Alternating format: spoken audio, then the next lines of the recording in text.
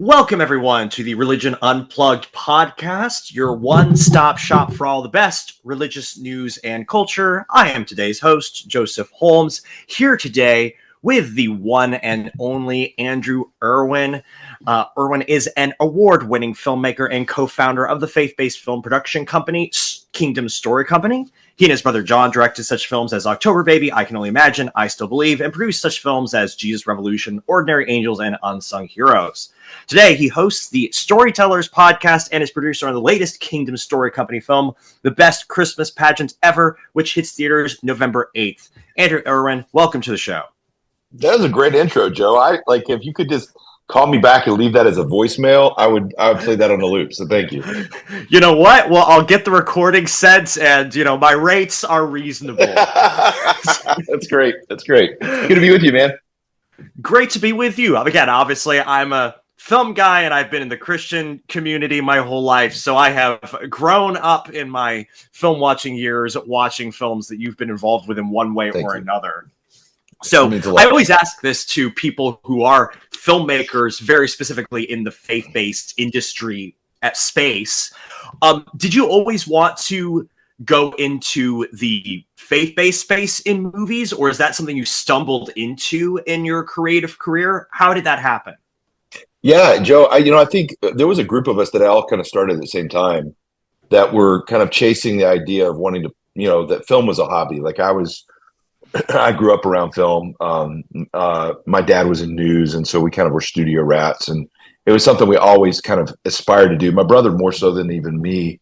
But in the process, in 2004, when The Passion of the Christ came out, I was at the time I was probably 24 or so, and we had been kicking the tires on. We had a production company, and we were doing music videos.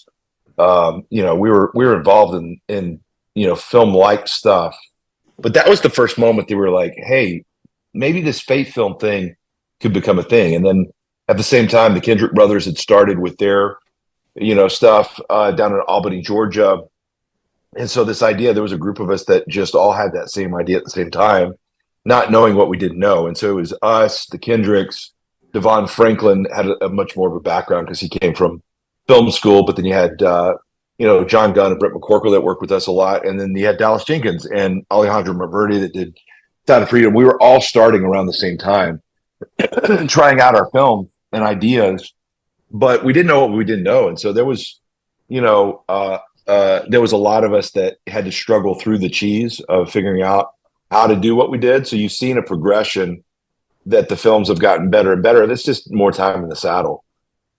So for us, we did our first one was October Baby. That was in 2010. And since then, big fan, by the way. Oh, thank you. I appreciate it. It was a beautiful little movie. It had only, $750,000 budget, a third of that I borrowed from my grandmother. So there's no wrong way to raise money for your first film.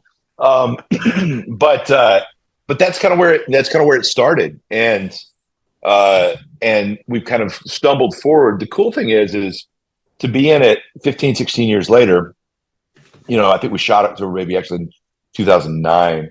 So 15 years later, to be at this place where that group of filmmakers are all kind of finding our voice at the same time and are doing some of the best work, and to see the work get better and better, to look across the aisle and see Dallas Jenkins or Devon Franklin or, Alejandro having Sound of Freedom.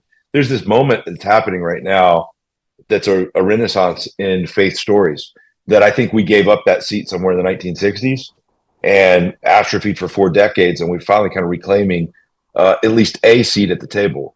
And so it's been an exciting time to tell faith stories. And we're unapologetic that that's the audience we serve from the beginning. Totally. So I may circle back to this, but I do want to talk about your latest film that you are promoting, Best Christmas Pageant Ever, obviously based on the beloved book. And as you mentioned, Dallas Jenkins is directed by Dallas Jenkins of The Chosen fame.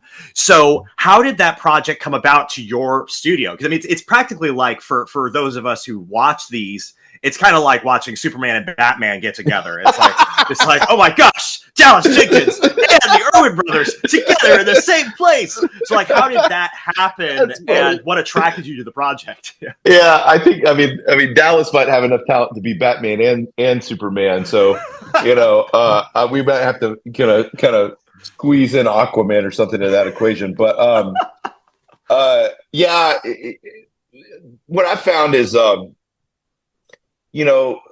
talented people just like to be in proximity of talent, and like, I'm a fan of Dallas. Like, I get mad at him every time when I watch The Chosen. I call him the master of the slow burn, because he has a way from going 0 to 100 in this unexpected moment. Like, I'm weeping, and I don't know how that happened. And he's so good at what he does, and to see him come into his own with that show and going into season 5 is fantastic. So we've been looking for an excuse to join forces. I think the exciting thing is what we created Kingdom Story Company to be. Is originally John and I were doing our films, and John and I still do do films, but we wanted to create a place where we could recruit other people to be on that roster, to bring their stories to us, and just find stories that we believe in and give them the keys to the car as they drive. And so when Dallas brought us this one, he had chased this book for 15 years. He brought to our press junket yesterday, he brought a copy of the book, and in it, he had it for 20 years since his wife brought it home from a pottery barn, and he's read it to his kids every year at Christmas. And in the back of it, he opened it up and flipped through the pages, and he had handwritten notes about how he would direct this movie one day and the style he'd bring to it. So when he brought it to us, he had a very defined sensibilities to what it would be. And he said, it's going to be something completely different in our space. It's going to have heart and humor and a lot of style. And he's like, I want it to be like Wes Anderson designed a Christmas card with Norman Rockwell. And I'm like, I don't even know what that looks like, but I would watch that movie. And so, to be on set, for me to slide over with my producing partner, Kevin Downs, to kind of produce the film, we're just there to kind of provide perspective and resources for Dallas to fully execute his vision. And instead of there being a heightening of ego in that situation, there's a lessening. It's like, I've done stuff, Dallas has done stuff. We're really just excited to be in the room in your illustration, fighting crime together. And so he absolutely stuck the landing. And it's a special movie, and we're lucky to have a Dallas Jenkins film on our database now, and can't wait for audiences to experience it in the theater in a couple of weeks. Yeah, no, it's really cool because you have a Christmas movies and faith-based movies are kind of a perfect like match made in heaven, because they both celebrate faith. They both are around family values, all the things that they really go together. But there hasn't really been a lot of, except maybe for like The Perfect Gift or something like, things like that. There hasn't been a lot of really big crossover. And one of the things I really liked about the movie, I have gotten a chance to see it. One of the things I liked about the movie is that combination of, message and warmth and heart, but also a very, I like to say, wholesomely mean-spirited sense of humor. Yeah. It's got some bite to it, but in the best sense of the word. Like, the humor kind of really catches you off guard, and the cast that he assembled is really special, because he didn't go after kind of the generic, kind of hallmarky version of this story. He went after Pete Holmes, who is hysterical as a comedian, and he went after Judy Greer, and Judy Greer is absolutely the emotional center of this film and gives her A game. And then the narrator, and that comes to the end of the movie, is Lauren Graham, and just her comedic sensibilities and the way that she grounds the story. So it has the DNA of a Christmas classic. It feels, very much, without sacrificing the faith core of it. It feels very much in the world of a movie like a Christmas Story or It's a Wonderful Life, and has that kind of Christmas classic feel. So, for Dallas to kind of go out of the box, he's made something that's very mainstream, accessible, but still with a strong core faith message. It doesn't sacrifice that one bit. And as the master of the slow burn, when he turns on the afterburners in the final climax of the film, it'll bring you to tears. And it doesn't feel sappy or sentimental. It feels heartfelt and earned. And that's just his talent as a filmmaker. Yeah, and for those who aren't super familiar with the story, obviously it's about a church trying to put on a Christmas pageant, and then the bad kids in town come in to join, and everyone thinks that's going to ruin things, but they end up trying to figure out, okay, is there a way we can actually be welcoming to people that maybe wouldn't otherwise be welcoming in the church, and find growth there together. So it's a very heartwarming but also funny story. So this is kind of where transitioning a little bit. So this is your vision, because this was actually a question I was going to ask. So your vision for Kingdom Storybook Company is, okay, we've now made a bunch of films. Now we want to be a place where not only can we make our own films, but we can be a resource for other filmmakers who want to make their own films and give them the benefit of those people, particularly in the faith-based community, to tell stories that where belief in God and celebrating those values are part of it. But now, I remember hearing when you guys first announced the company, it's like, the reason faith-based films have a hard time is because, we're all trying to start from square one. We're not actually able to relay race to other people and mentor them and bring them on and stuff like that. But what, beyond that kind of initial vision, what would you say is your vision for now, having done Kingdom Storybook Company for a little bit, and what is your vision and hope for in the next few years to be building kind of the faith-based community and the next generation? Again, because you're talking about, I really liked how you talked about how, you guys are all part of the generation that was watched Passion of the Christ and said, oh, this is a thing that we could actually do. And now you're trying to be the guys who, there's another generation of filmmakers trying to enter into that, and you want to help them do that. What do you want for that generation of faith-based filmmakers, for lack of a better term? I'd like that next generation to not have to start over. I think, and I see the same thing in Christian music, that because we've had to fight for scraps for so long, we become very self-centered in our brand building. That it's like, hey, don't take any of my resources. It's kind of that poverty mindset of don't take any of my resources. I might need this. And as a result, we build up these empires that die with its founder. And, so the only way for us to snowball this into something that's sustainable and lasting is to be willing to teach, and to be willing to then, provide a leg up to that next generation of saying, here, let us help cut through some of the red tape, and it might shave 10 years off your journey to getting to where you need to go. Now, you're going to have to work every bit as hard. You're going to have to sweat every bit as much, and there's no way to avoid filmmaking not being associated with some sort of pain. But in that struggle, how can we give you a leg up so that as you go through that process and you emerge from your cocoon, you're able to fly farther? And that's kind of been the goal. And so it can't be just one thing. Like, I feel like if it's just about talent development, then that's a lot of work. But if it's just us that are the old guard doing it, then that doesn't hand it off. So it has to be a blended effort of doing that. I think the people that do that really well I think Pixar has done that well for years, because Pixar will always take an established talent and they'll pair them with a new talent, and they'll co-direct something, and then on the next film, the new talent becomes the seasoned voice, and then eventually bring somebody up underneath them. And so, that process has worked really well for them. So I think in faith film, there has to be an element of that. I think the exciting thing for us is to see those emerging voices. I think, my brother did it on Jesus Revolution with Brent McCorkle, who had been a seasoned talent for a long time, but had been waiting for his, break to tell a big story. And he had been working within our system for years and killed it. And Brent and I are about to co-direct the film together. Now that Brent doesn't need a co-director, he's absolutely can do whatever he wants. We're just choosing each other on this next film. And then, for a movie like Unsung Hero with, Joel Smallbone to come from the band for King Country and be a first-time filmmaker, he had a worthy story to tell, had a great take on it. He and his co-director, Richard Ramsey, had developed a worthy script. And so, to come alongside and kind of executive produce that and give them the parameters to tell a great story and then to stick the landing and that film to do well. it's just that talent development kind of side of things is something we're really wanting to invest in.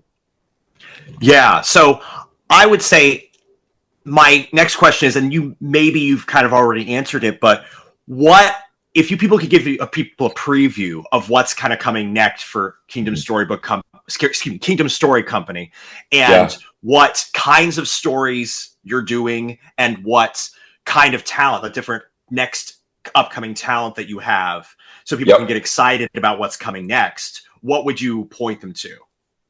Well, I mean, the talent that's circling is amazing. I mean, you know, uh, we had, this is our fourth film coming out this year with Lionsgate, and Lionsgate's pouring tremendous resources into our audience.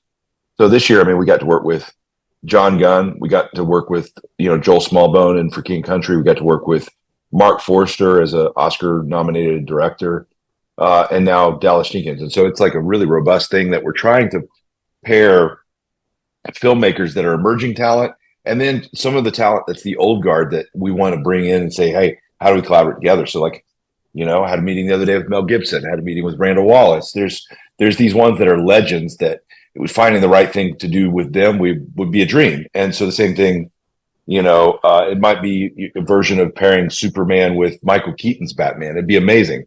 But that idea, I think where we need diversity is I think we need to really invest in some strong female voices, some different cultural voices that have their own faith perspective on things. I think we're actively looking for that as well. As far as what's coming next, in order to kind of get the Kingdom platform where we wanted it to be, I took a backseat to directing for a season and produced with my partner Kevin Downs. And we really worked on facilitating other people's voices, pushing them up front. And so that's really what it's been. I'm about to get back into the director's chair. So we just signed on for 3 more years with Lionsgate for our first look deal.